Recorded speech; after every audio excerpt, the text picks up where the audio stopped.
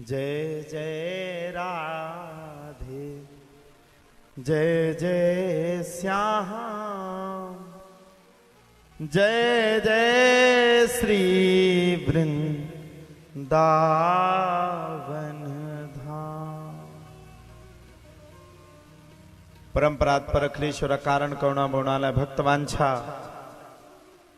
कल्पतरु तड़ंदित विनिंदित पीतांबरधारी श्री बांके बिहारी की प्रत्यक्षमयी साक्षातमयी कलामय मूर्ति श्रीमद् भागवत भगवान के श्री चरणों में प्रार्थना व प्रतिज्ञापन करते हुए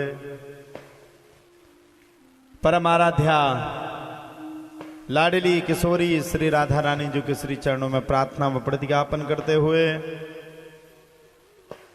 ओरछा में विराजमान श्री राम राजा सरकार के श्री चरणों में प्रार्थना व प्रतिज्ञापन करते हुए मेरे परम आराध्य श्री श्री 1008 श्री संकट मोचन सरकार के श्री चरणों में प्रार्थना व प्रतिज्ञापन करते हुए बड़ी ही सौभाग्य का विषय है आपके नगर में इतना बड़ा सुंदर अद्भुत कार्यक्रम हुआ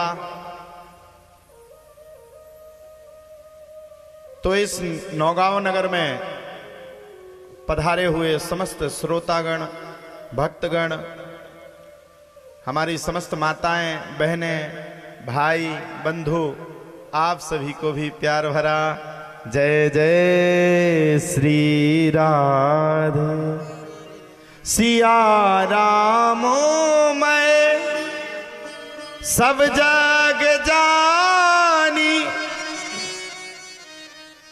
करहूं प्रणाम जोरी जोग पान। बड़े ही सौभाग्य का विषय है। सभी लोग समीपस्थ विराजमान हैं। अरे भैया आज की कथा सौभाग्य से नहीं अहोभाग्य से और परम सौभाग्य से प्राप्त है। आज सीताराम भगवान श्री सीताराम जी का विवाह महामहोत्सव है और वृंदावन में बिहारी जी का प्रकट उत्सव है।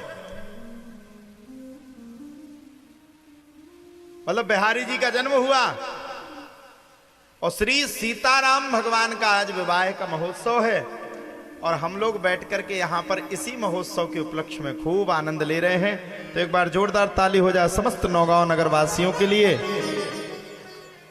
जिन्होंने इतने मन क्रम वचन के साथ,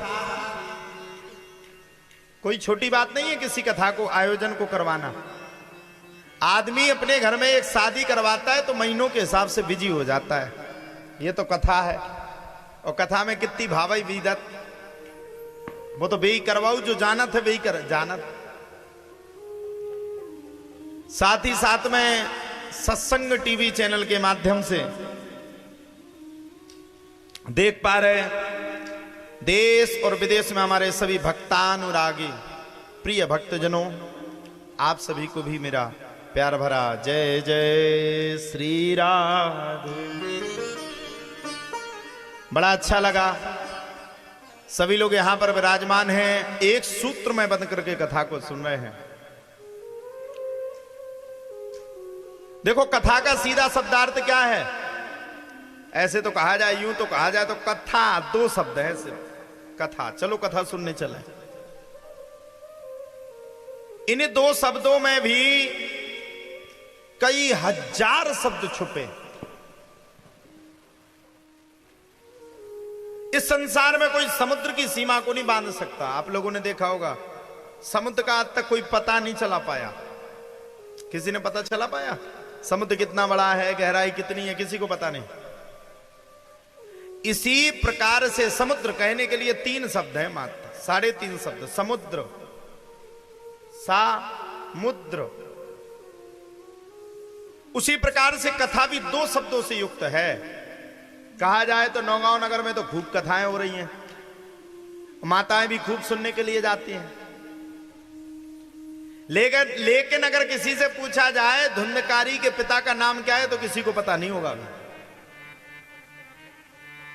पहली सीढ़ी भी हमें पता नहीं है, पहली सीढ़ी में हमें शब्द का अर्थ पता नहीं है। कथा वास्तव में है क्या? गोस्वामी तुलसीदास ने कहा है, जाने बिन न होए प्रतीति और बिन प्रतीति न होए प्रीति। देखो भैया, सीधी सीधी बात है, कलयुग का आदमी अपना फायदा ढूंढता है। फायदा मिल गया तो वो उस चीज में हाथ लगाता, नहीं तो हमसे सबसे पहले पूछ लिया जाता है कितने दिन दरबार लगाओगे। दरबार लगाओगे तो कथा करवाएंगे, नहीं तो नहीं करवाएंगे। है ये टीम की बात नहीं कर रहे, अब ये तो हमारी टीम है, ये तो घर की टीम है। कहीं भी कथा होगी, गुरुजी 2 दिन के दरबार की जगह अगर 4 दिन लगा दो तो खूब जनता है। कल देखना आप लोग, कल 11 बजे से दिव्य दरबार होगा, फिर देखना तुम। आ इतनी पब्लिक आए, इतनी पब्लिक आए, कोनो को घुटना टूट गयो, को गोड़ो दर्द दे रहा हो, सब परेशान है। कोई तन दुखी, कोई मन दुखी, कोई धन बिन रहत उदास, और थोड़े थोड़े सब दुखी। इस संसार में सबरे दुखी है, थोड़े थोड़े सब दुखी और सुखी राम के दास। सुखी कौन है? भगवान का दास हो जो।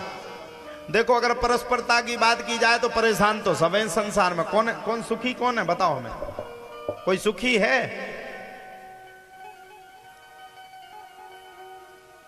लेकिन थोड़े थोड़े सब दुखी। सुखी कौन है? जो भगवान का दास है। भागवत का अर्थ ये नहीं है कि एक दिन सुनकर के इस कान से सुनो, इस कान से उड़ा दो, इसको भागवत नहीं कहते। भागवत का अर्थ ये नहीं है कि भागवत कथा में जाकर के सेल्फी खींच लो।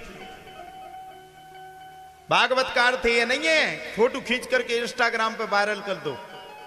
ठीक है, आज का जमाना है, फोटो खींचने का जमाना है, खींचना भी चाहिए, अच्छी बात है। लेकिन भागवत का अर्थ क्या है? वास्तव में अगर कथा को सुनना चाहते तो पहले तो 3 घंटा बैठना सीखो।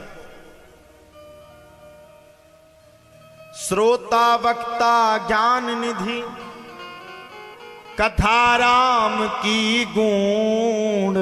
और श्रोता वक्ता ज्ञान निधि, कथा राम की गूढ़। भगवान की कथा तो भैया गूढ़ है। गूढ़ मतलब रहस्य से भरी हुई है। रहस्य मतलब एक एक शब्द में, भगवान की कथा के एक एक शब्द में अर्थ है। ये समुद्र है। आप चले जाओ किसी भी नदी से 1 बाल्टी पानी निकालोगे, क्या उस नदी का प्रभाव घट जाएगा क्या? या समुद्र से 1 टैंकर पानी भर के आ जाओगे, क्या समुद्र पूरा रीत थोड़ी ना जाएगा, खाली थोड़ी ना हो जाएगा। उसी प्रकार से कथा है। भगवान की भगवत कथा में जितना मन लगा लो, जितना मन लगा लो, जितना भी लगा सको, जितना भी मन लगा लो, उतना आप आनंद के विभोर में पूर्ति करते हुए चले जाओगे। आजकल कथा कौन सी अच्छी मानी जाती है? जिसमें चुटकुला चलते हो। महाराज 2 ठप्पा चुटकुला नाय से, 2 ठप्पा चुटकुला माए से दे दे, बड़े खुश आए है। बहुत अच्छे कथावाचक।